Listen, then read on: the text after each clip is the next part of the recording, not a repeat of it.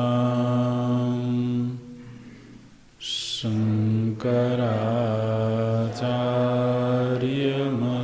शङ्कराचार्यमध्यमाम् अस्मदाचार्यपर्यन्ताम् वन्दे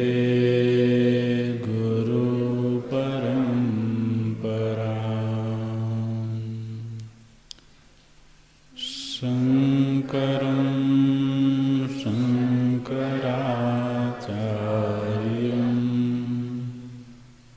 केशवं वादरायणम्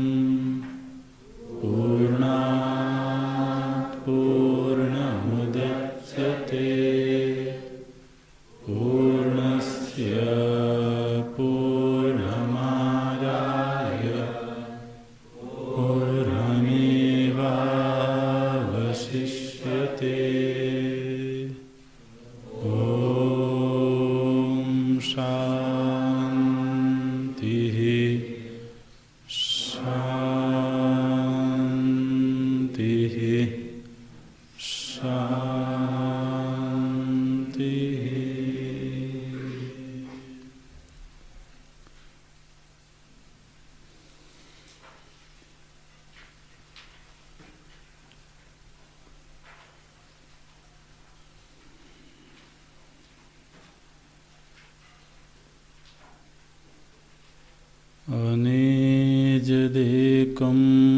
मनसो जवीयः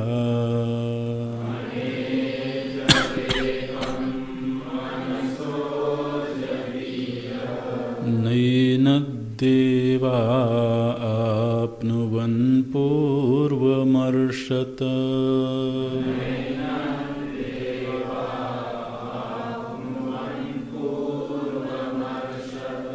तद्धावतोऽन्यानत्येति तिष्ठत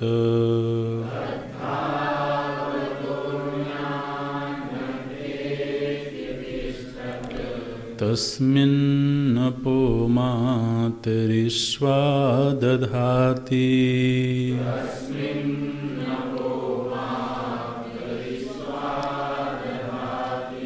अनेजदेकं मनसो जवीयः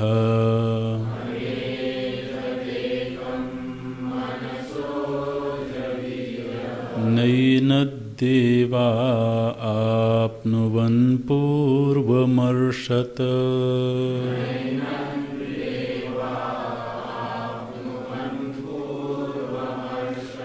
तद्धावतोऽन्यानत्येति तिष्ठत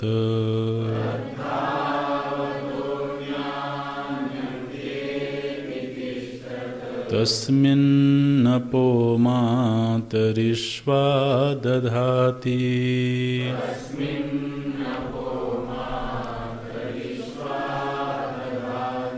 तदेजति तन्नैजति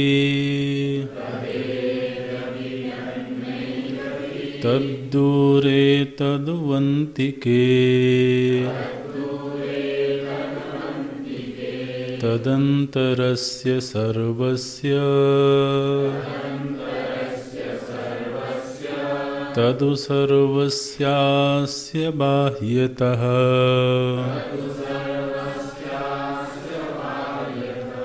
तदेजति तन्नैजति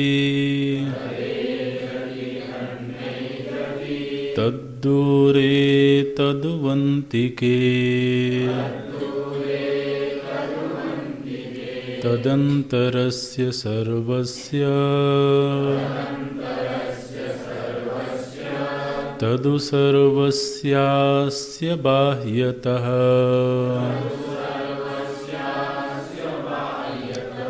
तदु सर्वस्यास्य बाह्यतः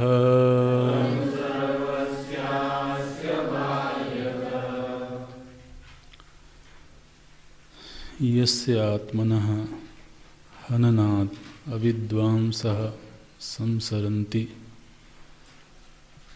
तद्विपर्ययेण विद्वांसो जनाः मुच्यन्ते ते न आत्महनः तत्कीदृशम् आत्मतत्त्वम् इति उच्यते। अनेजत् इति अनेजत् न एजत् एज्रु कंपने कंपनं चलनं स्वावस्था प्रच्युतिः तद्वर्जितं सर्वदैकरूपमित्यर्थः। तच्चैकं सर्वभूतेषु मनसः संकल्पादिलक्षणाज्जवीयो जववत्तरं कथं विरुद्धमुच्यते ध्रुवं निश्चलमिदं मनसो जवीय इति च नैष दोषः निरुपाध्युपाधिमत्वेनोपपत्तेः तत्र निरुपाधिकेन स्वरूपेणोच्यते अनेजदेकम् इति। मनसोऽन्तःकरणस्य संकल्पविकल्पलक्षणस्योपाधेरनुवर्तनादिह देहस्थस्य मनसो ब्रह्मलोकादिदूरगमनं संकल्पेन क्षणमात्राद्भवतीत्यतो मनसो जविष्ठत्वं लोके प्रसिद्धम्। तस्मिन् मनसि ब्रह्मलोकादीन् द्रुतं गच्छति सति प्रथमप्राप्त इवात्मचैतन्यावभासो गृह्यते तो मनसो जवीय इत्याह। नैनद्देवा द्योतनाद्देवाश्चक्षुरादीन् इन्द्रियाणि एतत् प्रकृतमात्मतत्त्वं नाप्नुवन् प्राप्तवन्तः। तेभ्यो मनोजवीयो मनोव्यापार व्यवहितत्वात् आभासमात्रमप्यात्मनो नैव देवानां विषयी भवति। यस्माज्जवनान् मनसोऽपि पूर्वम् अर्षत् पूर्वमेव गतम् व्योमवद्व्यापित्वात्। सर्वव्यापी तदात्मतत्त्वं सर्वसंसारधर्मवर्जितं स्वेन निरुपाधिकेन स्वरूपेणाविक्रियमेव सदुपाधिकृताः सर्वाः संसारविक्रिया अनुभवति इव अविवेकिनां मूढानाम् अनेकमिव च प्रतिदेहं प्रत्यवभासते इत्येतदाह। तद्धावतो द्रुतं गच्छतः अन्यान् आत्मविलक्षणान् मनोवागिन्द्रियप्रभृतीन् अतीत्य गच्छति इवार्थं स्वयमेव दर्शयति। तिष्ठत् इति स्वयं अविक्रियमेव सत् इत्यर्थः। आगे आप दोहराएंगे। तस्मिन् आत्मतत्त्वे सति नित्यचैतन्यस्वभावे मातरिश्वा मातरि अंतरिक्षे श्वयति गच्छति इति मातरिश्वा वायुः सर्वप्राणभृत क्रियात्मकः यदाश्रयाणि कार्यकरणजातानि यस्मिन् ओतानि प्रोतानि च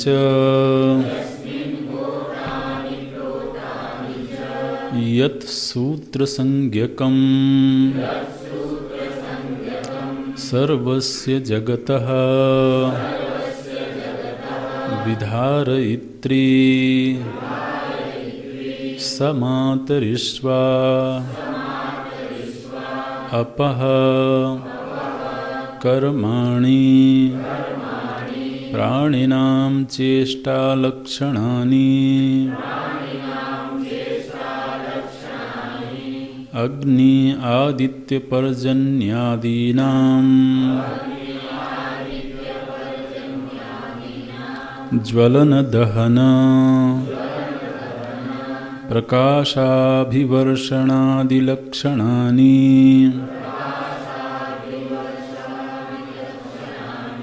दधाति विभजति इत्यर्थः। धारयतीति वा भीषास्माद्वातः पवते इत्यादि श्रुतिभ्यः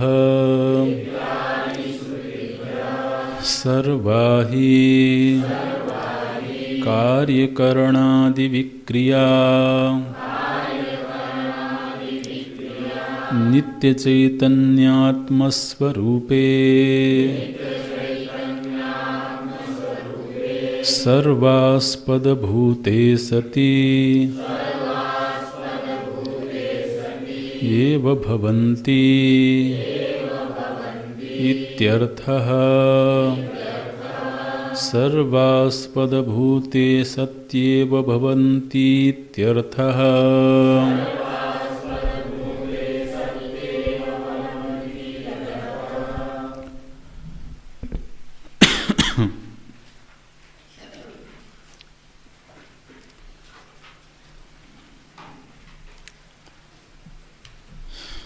कीदृशम आत्मतत्वम इति उच्यते।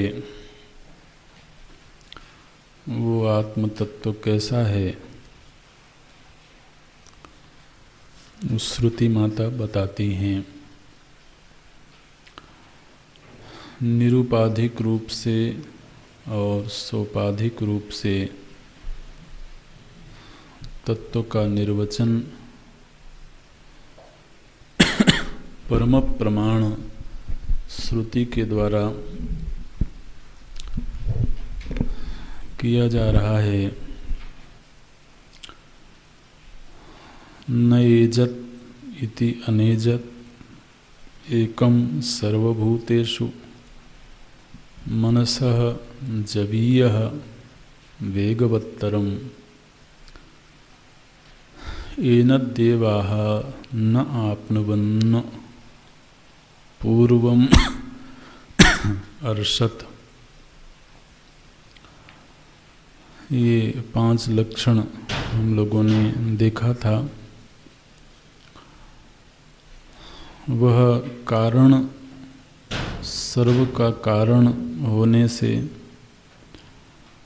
वो नित्य वर्तमान है, इसलिए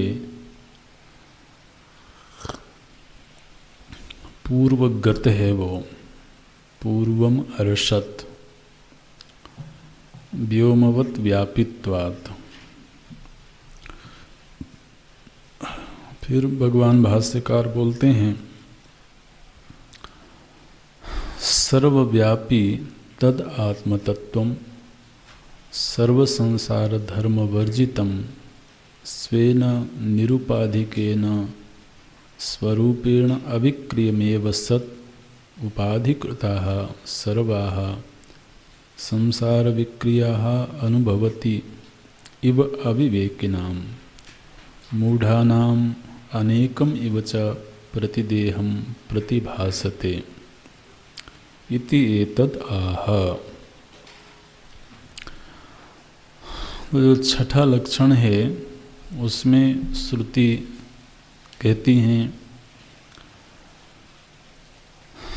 कि अन्यान धावतः अन्यान अत्येति। जो छठवां लक्षण है पहले श्रुति में देख लें उसको। वो बोलती हैं कि जितने भी गतिमान वस्तुएं हैं और अध्यात्म की दृष्टि से इंद्रियां हैं, उन सभी गतिमान वस्तुओं की अपेक्षा वह आत्म वस्तु उनसे ज़्यादा गतिमान है। धावतः अन्यान, अन्यान धावतः। जो आत्मा से भिन्न अन्य वस्तुएं हैं जिनमें गति है, धावतः माने जो दौड़ने वाली चीज़ें हैं, उनसे आत्मतत्व एक कदम आगे है। तिष्ठत अत्येति। तिष्ठत माने अपने स्थान पर रहते हुए ही समस्त गतिमान वस्तुओं की अपेक्षा वह आत्म वस्तु अधिक गतिमान है और अपने स्थान से प्रच्युत होकर के नहीं बल्कि तिष्ठत अत्येति। अत्येति माने गच्छति। तो इस लक्षण में 4 पद हैं। अन्यान धावतः तिष्ठत अत्येति। ये चारों पदों का अर्थ समझ लें। अन्यान, अन्यान माने जो आत्मा से भिन्न हैं। दूसरा लक्षण क्या है? बोले धावतः, जो गतिमान है उनकी अपेक्षा आत्मवस्तु तिष्ठत, माने अपने स्थान पर रहते हुए ही, स्थिर रहते हुए ही, अत्येति दौड़ती है, गच्छति। तो ये आत्मवस्तु कैसी है? बोले कि वह समस्त गतिमान वस्तुओं की अपेक्षा ज़्यादा गतिमान है और उसकी गति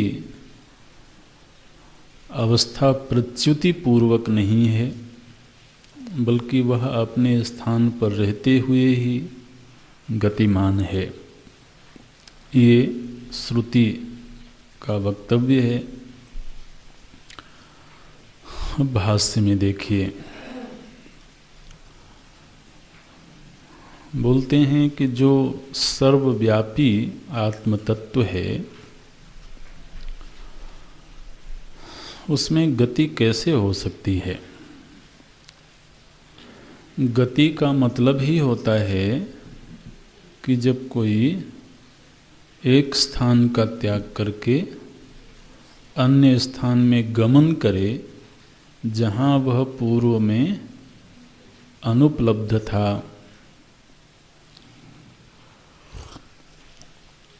तो दो देश होने चाहिए गति के लिए, एक तो जहाँ वो है और दूसरे जहाँ वो नहीं है, तभी गति की क्रिया संभव होगी। लेकिन ये आत्मवस्तु कैसी है? बोलते हैं सर्वव्यापी। ये तो पहले से ही सर्वव्यापक है, सर्वत्र विद्यमान है। तत् आत्मतत्वम, जिस आत्मतत्व को श्रुति कह रही हैं कि उसकी गति बड़ी तीव्र है, वह आत्मा तो पहले से ही सर्वत्र विद्यमान है।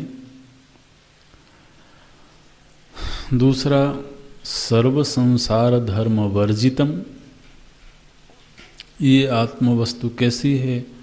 बोले जिसमें संसरण का धर्म नहीं है। और संसरण माने सरकना है ना, एक अवस्था से दूसरे अवस्था में, एक काल से दूसरे काल में, एक देश से दूसरे देश में गमन करना ही संसरण है।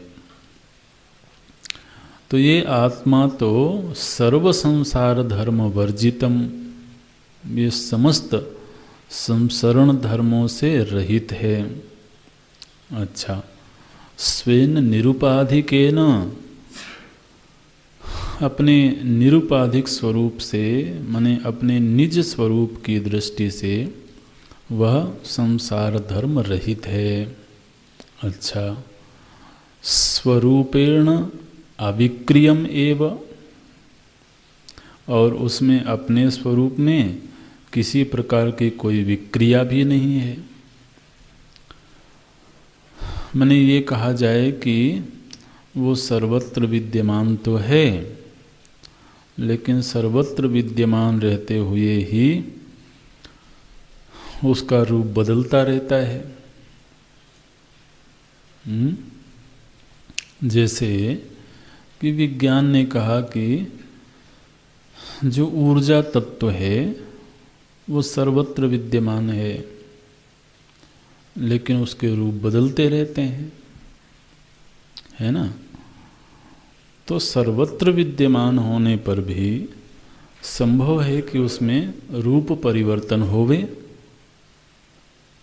तो बोलते हैं नहीं, स्वरूपेण अविक्रियम एव, निरुपाधिक रूप से वो जो आत्म चैतन्य तत्व है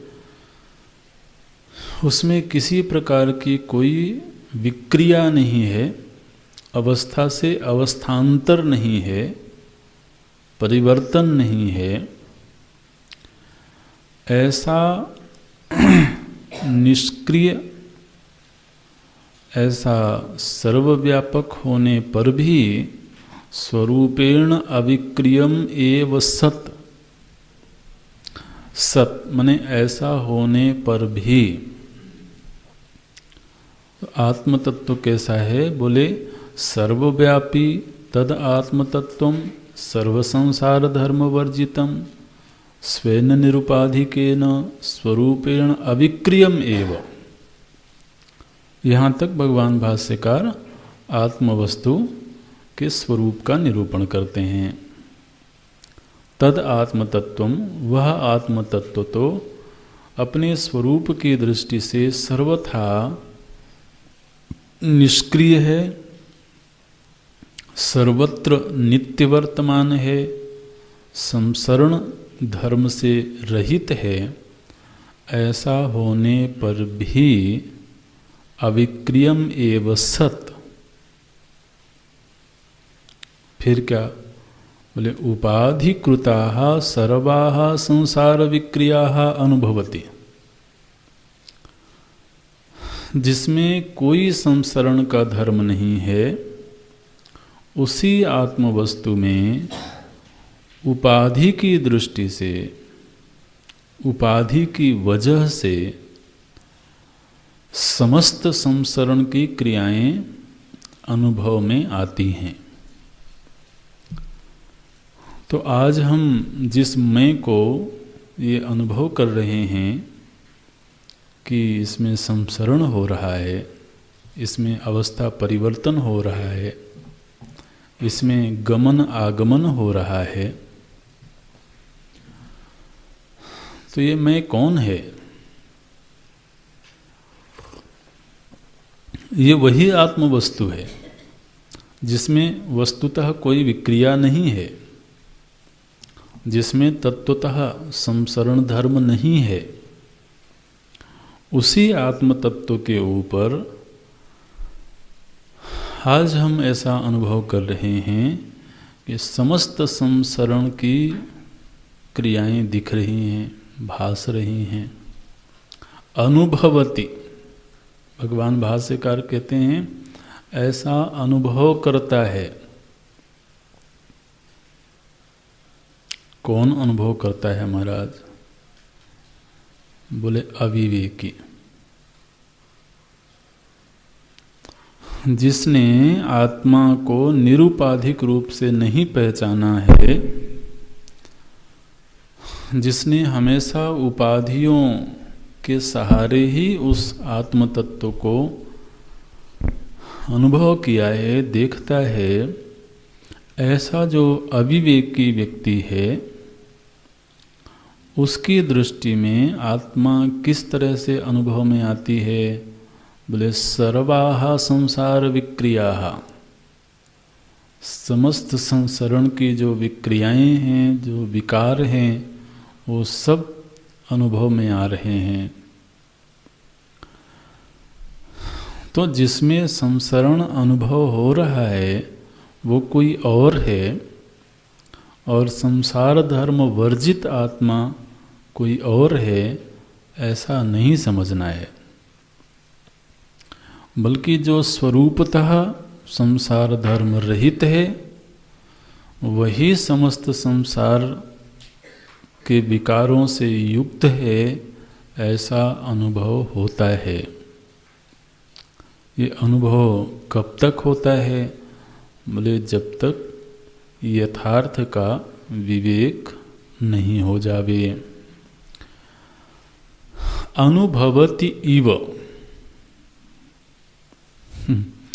भगवान भाष्यकार बोलते हैं कि ये जो तुम्हारा अनुभव है, ये असली अनुभव नहीं है। अनुभवति एव नहीं बोलते हैं।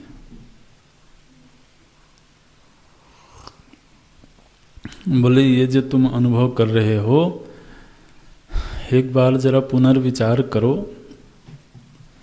कि ये अनुभव सही है या ये अनुभव भी प्रतीति मात्र है। तो भगवान भाष्यकार कहते हैं कि ये अनुभव यथार्थ नहीं है। हमको लगता है कि भाई हमारा जन्म हुआ है, फिर हम बढ़ रहे हैं, अवस्था परिवर्तन हो रहा है।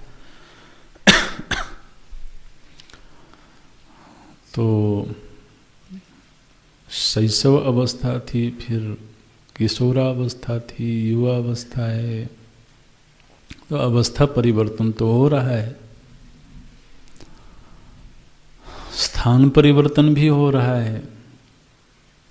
कम से कम 2 अनुभव तो हमारे हैं ही।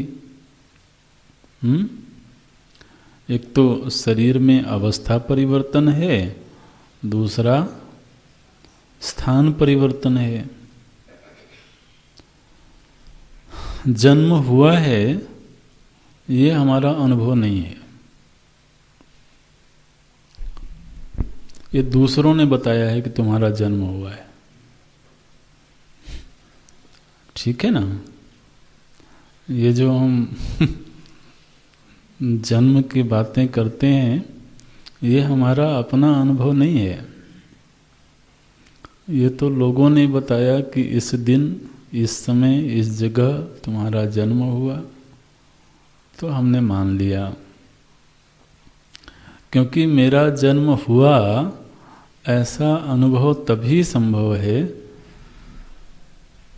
जबकि जन्म के पहले भी मैं रहूं और देखूं कि इस क्षण में जन्म हो रहा है ना? तो जन्म की घटना का जो दृष्टा है उसको जन्म के पूर्व भी होना चाहिए। तो जब प्राग भाव है उसका दृष्टा होवे कि देखो अभी तो नहीं था और अब पैदा हो गया, तभी जन्म की सिद्धि होगी ना। बिना प्राग भाव के जन्म की सिद्धि कैसे हो सकती है? तो जो भी जन्म की सिद्धि करेगा, जो भी जन्म का दृष्टा होगा, उसे प्राग भाव का दृष्टा भी होना चाहिए और फिर भाव रूपता का दृष्टा भी होना चाहिए। दोनों कालों का जो दृष्टा होगा वही ये बात कह सकता है कि तुम्हारा जन्म हुआ। तो असल में तो ना तो जन्म हमारा अनुभव का विषय है और ना ही मृत्यु अनुभव का विषय है।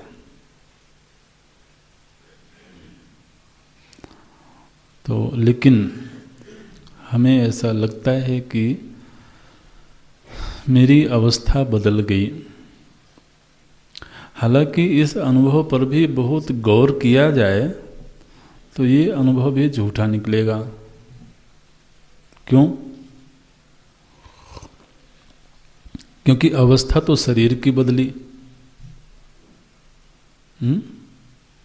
भाव तो मन के बदले, विचार तो बुद्धि के बदले। तुम किधर बदले?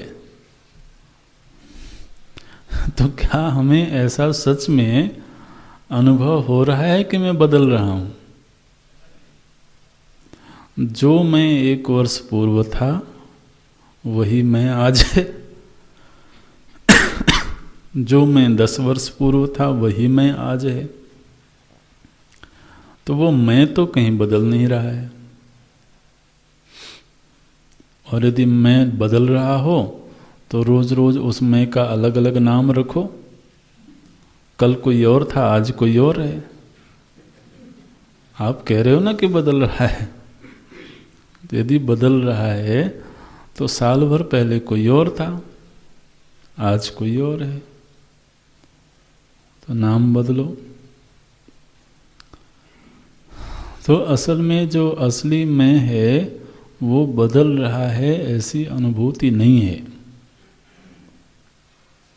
हाँ, वो मैं की जो उपाधियां हैं उनमें परिवर्तन हो रहा है, शरीर बदल रहा है। तो बचपन की तस्वीर देख करके भरोसा नहीं होता है तो तस्वीर ने तो सिद्ध किया कि तुम बदल गए, लेकिन जो हमारा अंतरतम है वो कहता है तुम वही हो। अब या तो अपने अंदर के अनुभव की बात माने या तस्वीर की बात माने, तो दोनों ही बात सही है। तस्वीर शरीर की है ना, अनुभव अपना निजी है।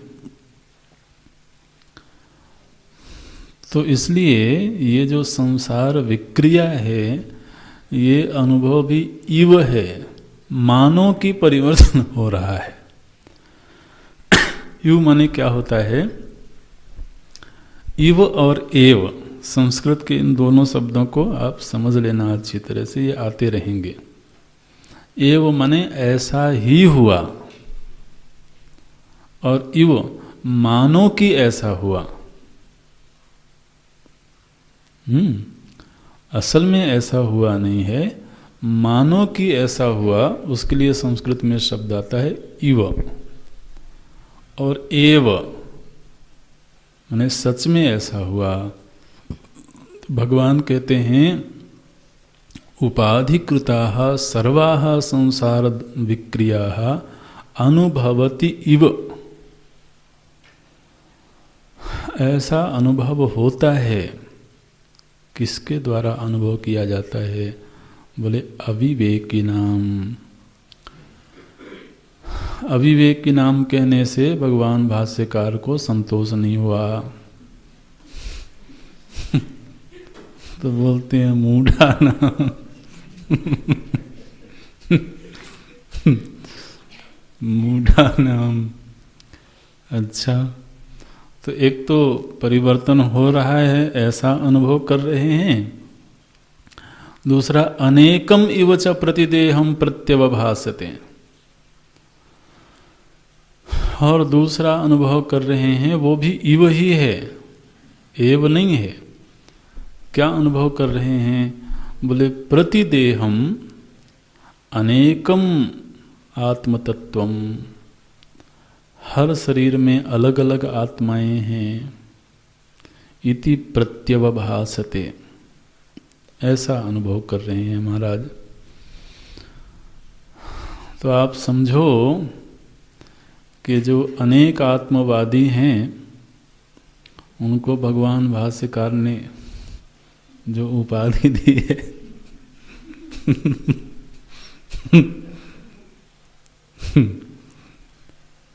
भाई वो जगत गुरु हैं, आप समझते हैं ना। तो गुरु का तो ये अधिकार होता है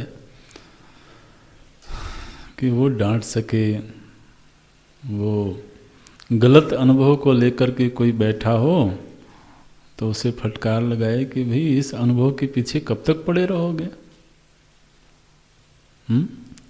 हम तो लड़ते रहते हैं, भाई आप कैसे कहते हो एक ही आत्मा है?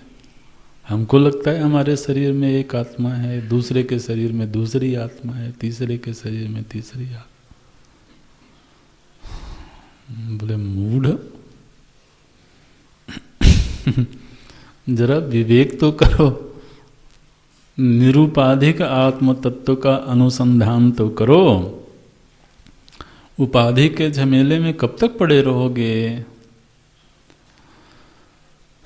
तो जब उपाधि के अनुभव से बाहर निकल के निरुपाधिक आत्म तत्व का अनुसंधान होगा, तब क्या लगेगा?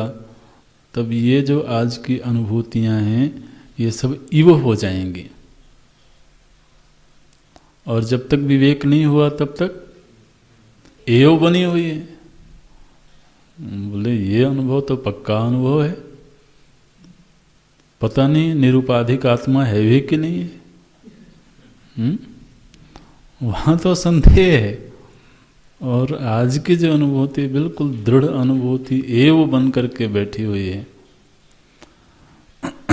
अब जरा सोचिए, भगवान भाष्यकार अनुभव के किस धरातल पर बैठे होंगे, है ना? सर्व संसार धर्म वर्जित जो निरुपाधिक आत्म तत्व है, उस धरातल पर बैठ करके वो अनुभव कर रहे हैं। और वहाँ से वो हम लोगों को देखते हैं महाराज, उनको थोड़ा सा दया आ जाती है। बोले अविवेकी, कब तक ये अनेकात्मवाद को जीते रहोगे? मूढ़ा न अनेकम इव च प्रतिदेहम प्रत्यवभासते। किम प्रत्यवभासते? तद आत्मतत्व। पूर्व में जो आत्मतत्व शब्द आया है, वह आत्मतत्व प्रतिदेहम अनेकम इव च भासते, हर शरीर में अलग अलग अनुभव में आ रहा है। लेकिन ये अनुभव किसका है? बोले मूढ़ा नाम, अविवेक की नाम। तो फिर विवेकी का अनुभव क्या होगा?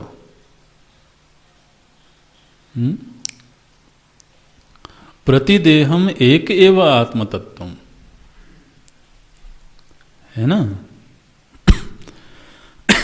अनेकम इव आत्मतत्वम, अनेकम आत्मतत्वम प्रतिदेहम, ये अनुभव मूढ़ का है, अविवेकी का है। तो जब वो समझदार हो गया, विद्वान हो गया, तब क्या अनुभव होगा? प्रतिदेहम एक एव आत्मतत्वम। ये ऐसे ही है जैसे कोई कहे कि महाराज 1000 घड़े रखे हुए हैं, सभी घड़ों में अलग अलग आकाश है ना? हर घट का अपना आकाश दूसरे घट के आकाश से भिन्न है। अनेकम आकाशम प्रतिभासते प्रतिघटम।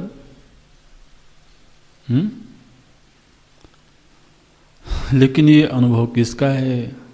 बोले जिसे आकाश के स्वरूप का ज्ञान नहीं है। जिसको आकाश के स्वरूप का ज्ञान हो गया, उसके लिए क्या है? प्रतिघटम एक एव आकाश तत्वम, ये अनुभूति है। इसी तरह से वो महापुरुष प्रतिदेहम एक एव आत्मतत्वम ईदृशा अनुभवती। तो अब चूंकि हम अभी इस अविवेक के धरातल पर खड़े हैं, तो हमारे इस धरातल का निर्वचन करते हुए श्रुति आत्मा का लक्षण बताती है। तो ये जो भूमिका बनाई है भगवान भाष्यकार ने, ये इस लक्षण की व्याख्या करने के लिए। किस लक्षण की? तद्धावतः अन्यान तिष्ठत अत्येति, ये लक्षण श्रुति का है। इस लक्षण की व्याख्या, इसका विवरण करने के लिए भगवान भाष्यकार ने एक पृष्ठभूमि बनाई कि आत्मा स्वरूपतः तो संसार धर्म वर्जित है, किंतु अविवेकी की दृष्टि में वह संसरण करता हुआ और अनेक के रूप में भासित होता है। तो हमारे इस अनुभव को सामने रख के श्रुति क्या कहती हैं? देखिए, इति एतद् आह, श्रुति बताती हैं क्या? ये आह शब्द जो है ना, इसका अर्थ होता है बोलना। भगवान भाष्यकार को ये नहीं लगता है कि जो श्रुति है कोई निर्जीव वस्तु है। आह, वो बोलती हैं। ये किसी सजीव के लिए शब्द प्रयुक्त होता है, आह। तो कहते हैं कि श्रुति बोलती हैं क्या? तद्धावतः, धावता है श्रुति का शब्द है। धावता माने क्या? बोले द्रुतम गच्छति, बहुत तेज दौड़ता है। द्रुतम, द्रुतम माने तीव्रतम, गच्छति जाता है। फिर श्रुति का शब्द है अन्यान। अन्यान माने क्या? बोलते हैं आत्मविलक्षणान, जो आत्मा से विलक्षण है। जो आत्मा से विलक्षण है, कौन है आत्मा से विलक्षण? बोले मनो वाग इंद्रिय प्रभृतीन,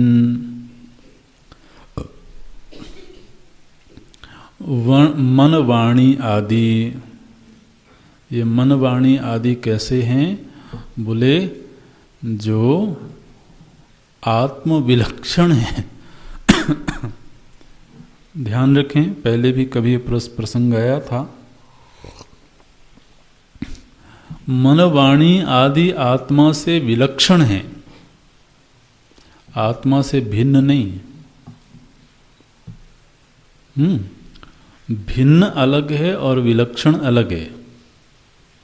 जैसे कि ये कहा जाए कि जो नीलिमा है वो आकाश से विलक्षण है, लेकिन आकाश से भिन्न नहीं है, है ना? आकाश पर ही तो आश्रित है, तो आकाश से भिन्न कैसे हो सकती है? लेकिन विलक्षण जरूर है।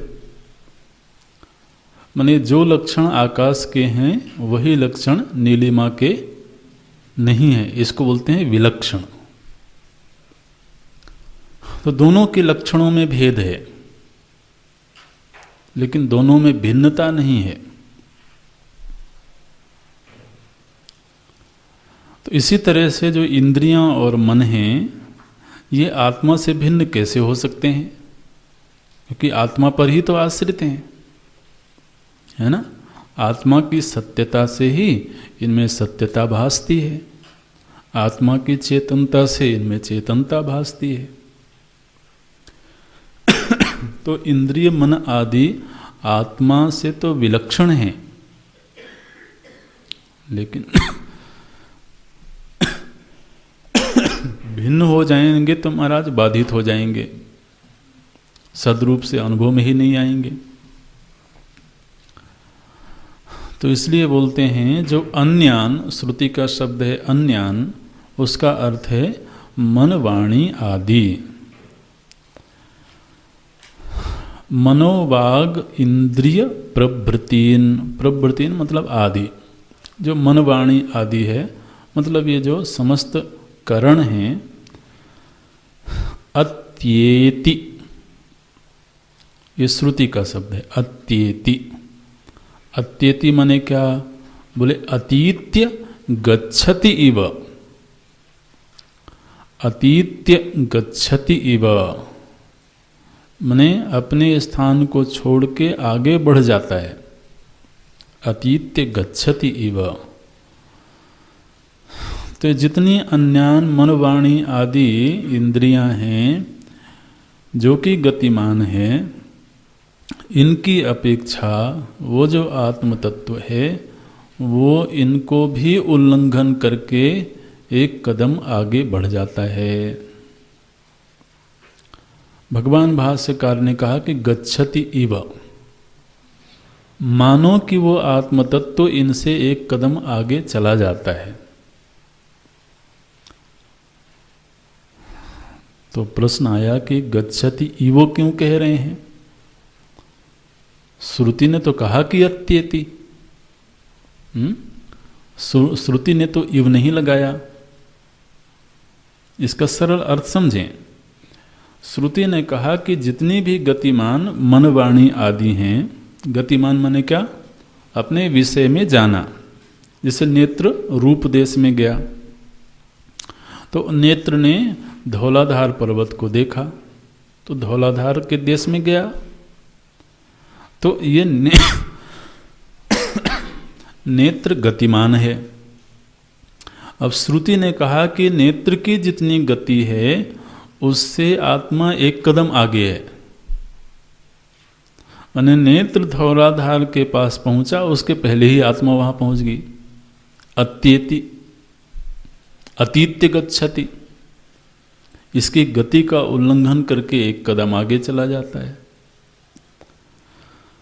भगवान भाष्यकार ने कहा गच्छति इव, मानो कि ऐसा होता है। तो प्रश्न आया कि आप इव क्यों लगा रहे हो? श्रुति ने कहा कि जाता है तो जाता है, आप मान लो। बोले नहीं, इवार्थम स्वयमेव दर्शयति।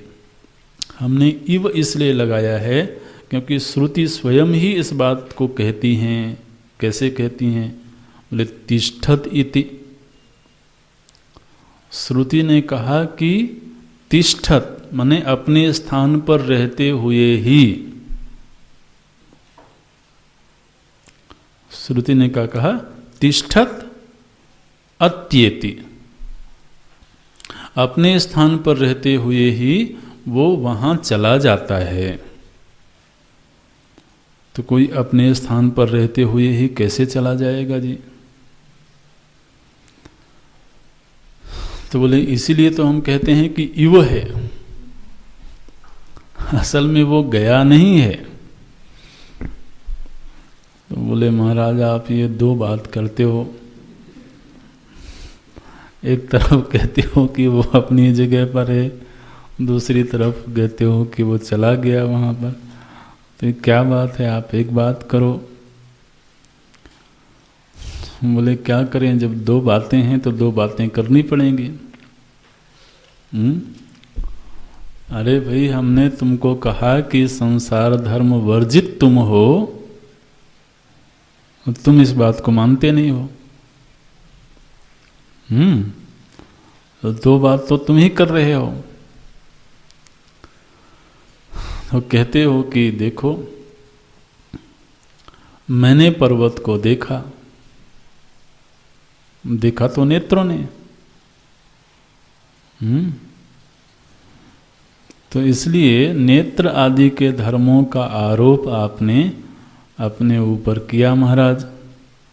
हमने तो नहीं कहा था कि तुम ये आरोप करो। तो इसलिए जबकि आप ये औपाधिक आरोप कर रहे हो, तो ये मान लो कि ये इंद्रियां जितनी गतिमान हैं, आत्मवस्तु उससे ज़्यादा गतिमान है। या तो अपने आप में गति को स्वीकार ही मत करो, और यदि स्वीकार करते हो तो फिर ये मानो कि इंद्रियों की गति से ज़्यादा गति आत्मा की है। आप क्या कर रहे हो? बोले आप कह रहे हो कि नेत्र ज़्यादा गतिमान है। पहले नेत्र ने देखा, फिर हमने अनुभव किया। बोले अले महाराज, नेत्र ने जिसको देखा वहाँ आत्मा पहले से ही विराजमान थी। सर्व कारण होने के नाते जिस दृश्य को भी नेत्र ने देखा, उस दृश्य की भी आत्मा थी कि नहीं? वो निरात्मक था क्या? और आत्माएं अनेक तो हैं नहीं। तो इधर दृष्टा के रूप में जिस आत्मा ने अनुभव किया, उधर दृश्य के रूप में वही आत्मा थी। दृश्य की आत्मा बन करके और देखने वाले की आत्मा बन करके जो चेतन तत्व बैठा था, वो चेतन दो नहीं थे, है ना? तो इस दृष्टिकोण से तो इंद्रियों से भी ज़्यादा गतिमान आत्म तत्व ही है, ऐसा मानना चाहिए। तो यहाँ पर उपाधि क्या है? इंद्रियों की गतिशीलता। ठीक है, जिसे पूर्व में देखा था मनसो जवीयः, मन के चंचलता की उपाधि से आत्म तत्व कैसा है वो लक्षण श्रुति ने किया। फिर इंद्रियों की गतिशीलता की अपेक्षा से आत्म वस्तु कैसी है, तो बोलते हैं कि वो अविक्रिय रहते हुए ही, अवस्था प्रच्युति वर्जित, अपने अवस्था का त्याग किए बिना ही वो आत्म वस्तु समस्त गतिमान वस्तुओं की अपेक्षा ज़्यादा गतिमान है। स्वयं अविक्रियम एव सत इत्यर्थः। स्वरूपतः वह अविक्रिय रहते हुए ही वह सर्वत्र गमनशील है। गमनशील है माने नित्य वर्तमान है, उसकी सर्वत्र नित्य उपलब्धि है। तो इंद्रिय जहाँ भी जाएगी वहाँ वो आत्मा को पहले से ही प्राप्त करेगी, क्योंकि इंद्रिय का जो भी विषय होगा वो विषय निरात्मक नहीं होगा, आत्मा पर ही आश्रित होगा। इसलिए ये लक्षण बनता है।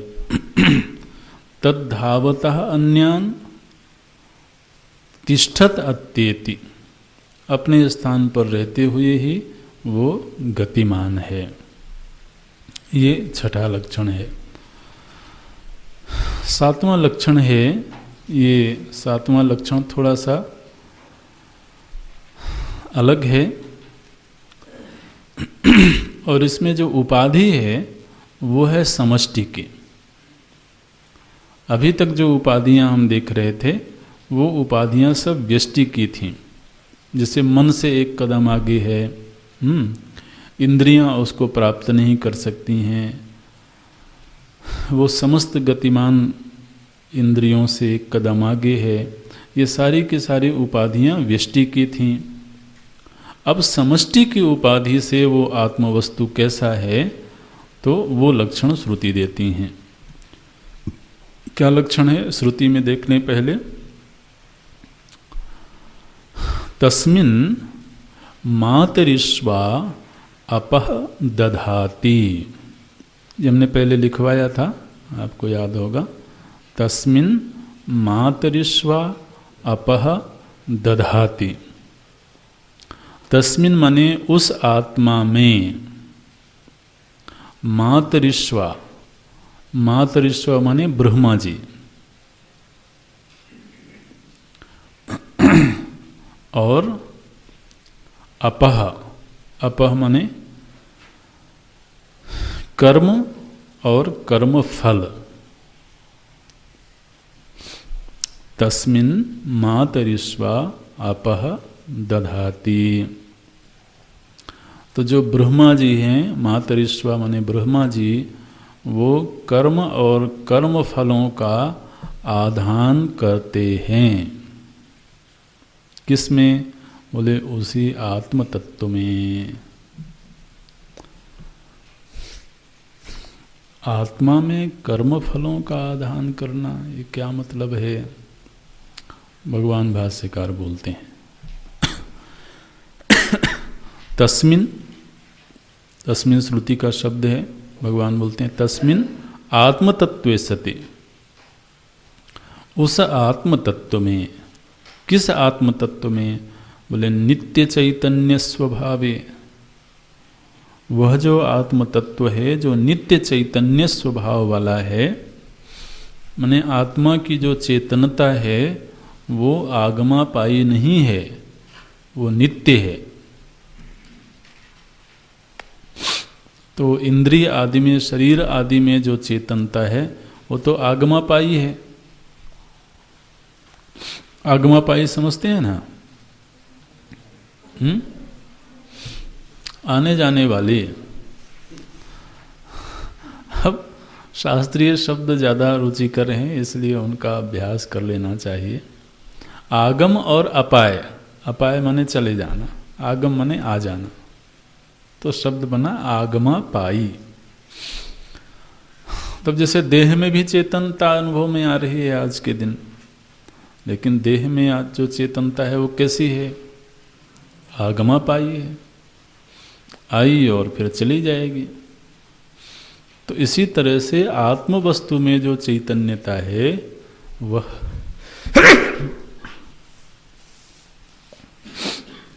वो आगमापायी नहीं है। कैसी है? बोले नित्य चैतन्य स्वभावे, नित्य चैतन्य स्वभाव वाली जो आत्मा है, तस्मिन् आत्म तत्वे, उस आत्म तत्व में। तो श्रुति का शब्द था तस्मिन्, तस्मिन् का अर्थ किया भगवान भाष्यकार ने आत्म तत्व में। और आत्म तत्व मतलब ये शरीर वाली आत्मा नहीं, जो नित्य चैतन्य स्वभाव आत्मा है ना, माने जो निरुपाधिक आत्म तत्व है, उस आत्म तत्व में अच्छा, क्या उस आत्म तत्व में क्या? तो श्रुति ने अगला शब्द दिया मातरिस्वा। मातरिस्वा की व्याख्या भगवान भाष्यकार बड़े विस्तार से करते हैं। मातरिस्वा एक संज्ञा है, एक नाम है। तो इस मातरिस्वा का मतलब क्या होता है? बोलते हैं मातरी, मातरिस्वा शब्द के दो विभाग किए गए। मातरी स्वयति, मातरिस्वा शब्द है ना, इसके दो विभाग कर दीजिए। मातरी स्वयति इति मातरिस्वा। मातरी मने अंतरिक्षे और स्वयति मने गच्छति। देखिए बड़ा सुंदर शब्द बनाया गया। मातरी अंतरिक्षे स्वयति गच्छति। जो अंतरिक्ष में गमन करता है उसका नाम हुआ मातरिस्वा। अंतरिक्ष में कौन गमन करता है महाराज?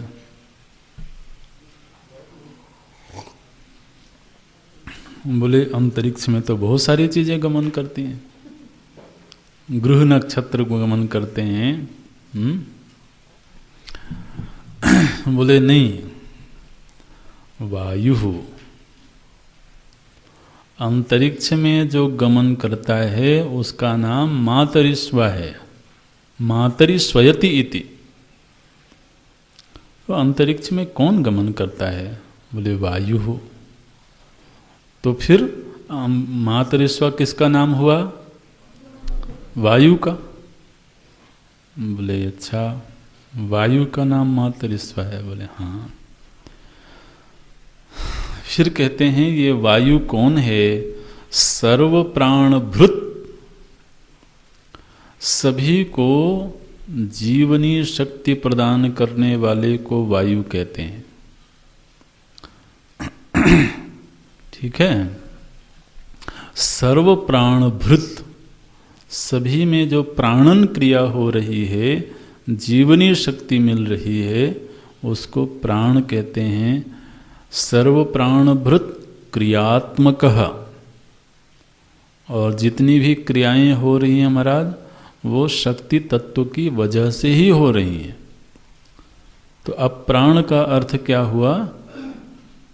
शक्ति तत्व। देखिए कैसे अर्थ निष्क्रमण करते हैं। क्योंकि जितनी भी क्रियाएं हो रही हैं वहां अगर वायु का अभाव हो जाए तो क्रिया संभव नहीं है। शरीर में ही देख लीजिए, जितनी इंद्रियों में क्रियाएं हो रही हैं, मन में जो भी चांचल्य है, शरीर में जितना भी पाचन आदि की क्रिया है, बुद्धि में चिंतन आदि की क्रिया है, ये सब के सब शक्ति तत्व की वजह से हो रहे हैं।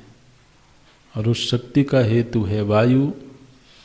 इसलिए सर्व प्राणभृत क्रियात्मकः। यद आश्रयाणि कार्य करण जातानि, जिस पर ये समूचा कार्य करण संघात आश्रित है। तो आप देखिए, जिस समय पर प्राण चले गए उस समय क्या हुआ?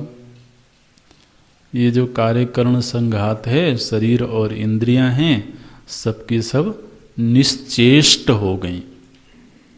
तो इन सब की चेष्टा कब तक है? जब तक प्राण है।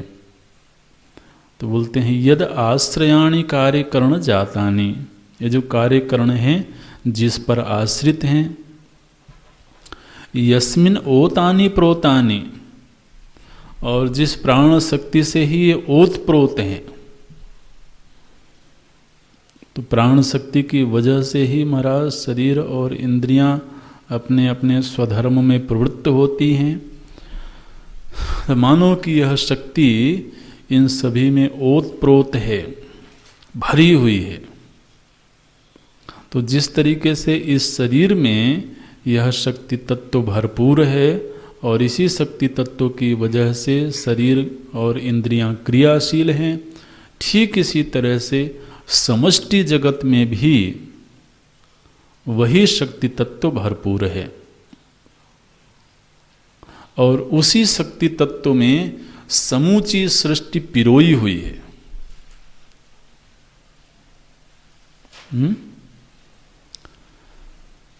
ये सृष्टि में जितने प्रकार की क्रियाएं हो रही हैं महाराज शक्ति तत्व की वजह से हो रही हैं। आप देखिए सूर्य और पृथ्वी के मध्य में एक शक्ति तत्व है ना, जिसको आप गुरुत्वाकर्षण शक्ति कहते हैं। चंद्रमा और धरती के मध्य में शक्ति तत्व है। तो जो भी इनमें विक्रिया परिवर्तन हो रहा है वो शक्ति तत्व की वजह से ही हो रहा है। तो समूचे सृष्टि में एक शक्ति तत्व है जिसमें हर पदार्थ मानव की पिरोया हुआ है। उस शक्ति का नाम क्या है? बोले सूत्रात्मा। ये सूत्रात्मा सुना है ना? सूत्रवत, सूत्र की भांति है जिसमें सृष्टि का हर तत्व पिरोया हुआ है। देखिए क्या बोलते हैं, यस्मिन ओतानि प्रोतानि च यत् सूत्र संज्ञकम, जिसकी संज्ञा है, जिसका नाम है सूत्र, और वह जो सूत्र है वही सर्वस्य जगतः विधारयित्री। उसी शक्ति तत्व ने समूचे जगत को धारण किया हुआ है। उस शक्ति को स्थूलता की दृष्टि से सूत्रात्मा कहते हैं और चेतनता की दृष्टि से उसी को मातरिश्वा कहते हैं। तो अब देखिए मातरिश्वा का अर्थ यहाँ जाकर के पूरा हुआ। सर्वस्य जगतः विधारयित्री स मातरिश्वा, सह मातरिश्वा। तो सारे जगत को जिसने धारण किया हुआ है,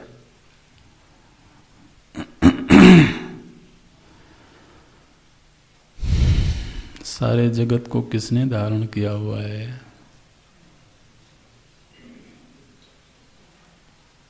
ब्रह्मा जी ने। उन्हीं का नाम सूत्रात्मा है। जैसे इस शरीर को किसने धारण किया हुआ है? चेतन की दृष्टि से कहेंगे तो जीव ने। जीव ने ही तो इस शरीर को धारण किया हुआ है। केवल शक्ति से ये शरीर रह सकता है? जीव अगर चला जाए तो शक्ति तत्व इसको धारण कर लेगा। इसलिए चेतन की दृष्टि से उसको जीव बोलते हैं, जड़ की दृष्टि से आप उसको शक्ति तत्व कह दीजिए। जैसे कि दूसरे दार्शनिकों ने कहा, लेकिन जिसको जीव कह रहे हैं वो भी एक तरह का जड़ की दृष्टि से एक शक्ति है, जिसकी वजह से कार्यकरण संघात स्थिर है और क्रियाशील है। इसी तरीके से जिसने समूचे सृष्टि को अपना शरीर माना हुआ है, ब्रह्मा, ये ब्रह्मा आप समझ लेना, ब्रह्मा माने क्या होता है? ब्रह्मा माने वो जिसने समूचे सृष्टि को अपना शरीर माना है। ये समूचा जगत जिसका शरीर है उसको ब्रह्मा बोलते हैं। जिस तरीके से ये हमारा व्यष्टि शरीर जिसका है उसको जीव बोलते हैं, इसी तरह से समष्टि शरीर जिसका है उसको ब्रह्मा बोलते हैं। उन्हीं को श्रुति ने मातरिश्वा कह के संबोधित किया। तो इतनी व्याख्या हुई। मातरि स्वयति कहाँ से व्याख्या शुरू की थी? व्युत्पत्ति अर्थ से। मातरि अंतरिक्षे स्वयति गच्छति इति मातरिश्वा। अच्छा, व्युत्पत्ति अर्थ तो हो गया, लेकिन अंतरिक्ष में कौन है जो विचरण करता है? तो बोलते हैं वायु। वायु क्या है? सर्व प्राणभृत क्रियात्मक, सभी क्रियात्मक शक्तियों को प्रदान करने वाला। यद आश्रयाणी कार्यकरण जातानि, जिस पर आश्रित होकर के ही कार्यकरण संघात क्रियाशील रहते हैं, जो सभी में ओतप्रोत है। यस्मिन ओतानि प्रोतानि च, यत सूत्र संज्ञकम, कहीं कहीं पर वेदों ने उसको सूत्र भी कहा है। वो कैसा है? बोले सर्वस्य जगतः विधारयित्री, जिसने इस समूचे जगत को धारण किया हुआ है। जैसे जीव ने इस शरीर को धारण किया हुआ है, ऐसे समझ लें। तो जीव जब तक इस शरीर को धारण करके बैठा है तब तक शरीर जीवित है, और जैसे ही जीव ने शरीर को छोड़ दिया वैसे ही शरीर नष्ट हो गया। ऐसे ही ब्रह्मा जी वो हैं जिन्होंने जगत को धारण करके रखा हुआ है, उसको ब्रह्मा बोलते हैं। उनकी संज्ञा है मातरिश्वा। तो श्रुति के दो शब्द थे, तस्मिन, तस्मिन माने आत्मा में, मातरिश्वा माने ब्रह्मा जी। अब तीसरा शब्द है अपह। देखिए अपह की व्याख्या क्या करते हैं? अपह कर्माणि। कर्माणि माने क्या? प्राणी नाम चेष्टा लक्षणानि। प्राणियों में जो चेष्टाएं दिखाई देती हैं उसी को तो कर्म बोलते हैं। ठीक है, कर्म क्या है? बोले जो चेष्टाएं हो रही हैं वही कर्म है। और जो प्राणियों में चेष्टा हो रही है, चेष्टा तो महाराज प्राणी में ही होगी ना, इसलिए प्राणियों में जो चेष्टा हो रही है उसको कर्म बोलते हैं। कर्म के लिए श्रुति का शब्द है अपह।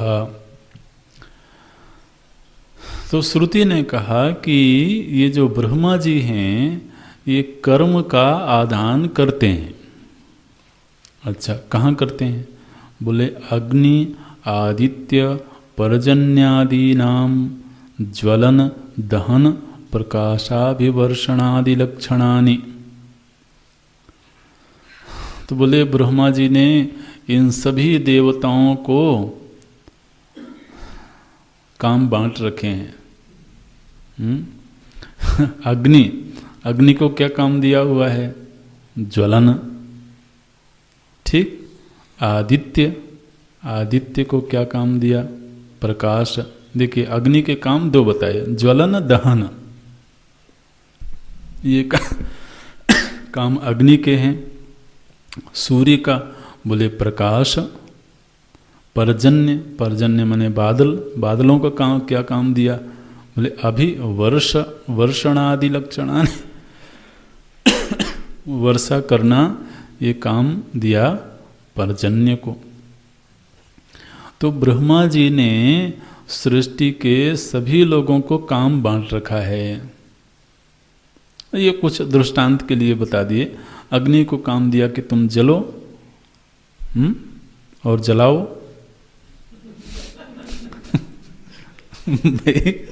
इसीलिए ज्वलन दहन ये दो क्रियाएं लिखते हैं, जलो और जलाओ।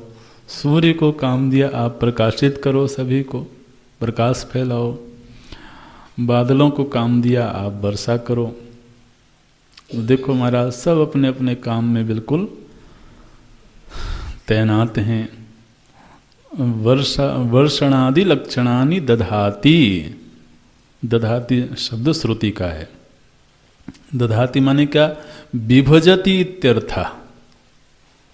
ये सारे कामों का विभाग किया हुआ है। ये काम किसने वितरित किया है? ब्रह्मा जी ने काम वितरित किया है। जैसे कि देखिए इस शरीर में हाथों को एक काम दिया, नेत्रों को एक काम दिया, कानों को एक काम दिया। ये सब किसने दिया है? इस जीव ने दिया हुआ है। अभी बात अलग है कि जीव जिनको काम दिया है उन्हीं के वश में रह जाए। ये तो दिवालियापन है उसका। लेकिन सच बात तो यह है कि काम तो सब जीव ने ही दिया है ना, नहीं तो हाथों की क्या हिम्मत है महाराज। अगर जीव कह दे कि हमें कोई चीज़ नहीं उठाना है, हाथ में तो फिर कोई गति है नहीं कि वो उठा के दे दे। तो इसी तरह से जो समष्टि को धारण करने वाले ब्रह्मा जी हैं, उन्होंने इन सभी शक्तियों को काम वितरित कर दिए हैं। और श्रुति में ऐसा कहा गया है, विभजति धारयति इति, वाह, या तो विभाग किया हुआ है उन्होंने, या तो स्वयं ही सारे कामों को स्वीकार किया हुआ है, धारण किया हुआ है। श्रुति ने कहा भीषास्माद् वातः पवते, उन्हीं के भय से वायु निरंतर प्रवाहित होती रहती है। जिसने काम दिया उसका भय तो होगा ना, भय ना हो महाराज तो आदमी आलसी हो जाए। इसलिए तो ये सारे के सारे अपने अपने काम में लगे हुए हैं। किसने विभाग किया हुआ है? ब्रह्मा जी ने किया हुआ है। तो महाराज इसमें आत्मा का लक्षण कहाँ आया? अभी तो ये तय हुआ कि ब्रह्मा जी ने सभी दैवी शक्तियों को उनके काम विभाजित किए हुए हैं। बोलते हैं जिनको काम दिया हुआ है और जिसने काम दिया हुआ है, इन दोनों का आश्रय जो है, जिनको काम दिया गया है, जिसने काम दिया है, इन दोनों का जो आश्रय है वो आत्म तत्व है। क्या बोलते हैं? सर्वाहि कार्य करणादि विक्रिया नित्य चैतन्य आत्मस्वरूपे सर्वास्पद भूते सति एव भवन्ति। माने समष्टि में ये जितनी भी क्रियाएं हो रही हैं वो उसी आत्म तत्व के आश्रय में रह करके हो रही हैं। वो सभी का आस्पद है, सभी का आस्पद है माने सभी का आश्रय है। तो ये श्रुति का अपना कहने का एक ढंग है। क्या ढंग है? कि सृष्टि में महाराज ये इतनी सारी क्रियाएं दिख रही हैं, ये क्रियाएं किसके द्वारा संचालित हैं? बोले संचालक तो ब्रह्मा जी हैं, उन्होंने सभी को काम वितरित किया हुआ है। लेकिन ये जितना काम हो रहा है, जहाँ हो रहा है, जिनके द्वारा हो रहा है, जो संचालक है, उन सभी का आश्रय तत्व एक ही आत्मा है। तो व्यष्टि में जो आत्मा है, समष्टि में वही आत्म तत्व है। ये तत्व को याद रखना है। व्यष्टि की दृष्टि से जिसको सिद्ध किया गया, समष्टि की दृष्टि से भी वही आत्म तत्व है। तो व्यष्टि और समष्टि का जो विभाग है, वह विभाग कैसा है? बोले वो केवल औपाधिक विभाग है। निरुपाधिक रूप से एक ही तत्व व्यष्टि का भी आश्रय है और समष्टि का भी आश्रय है। सर्वास्पद भूते सति एव भवन्ति इत्यर्थः। समस्त क्रियाएं उसी पर आश्रित होकर के संचालित हो रही हैं। तो इस तरीके से इस चौथे मंत्र के सभी पदों की व्याख्या होगी। एक बार आप पुनरावलोकन कर लेना। ओम ओम पूर्णमदा पूर्णमिदं पूर्णात् पूर्णमुदच्यते पूर्णस्य पूर्णमादाय पूर्णमेवावशिष्यते। ओम शांति शांति शांति।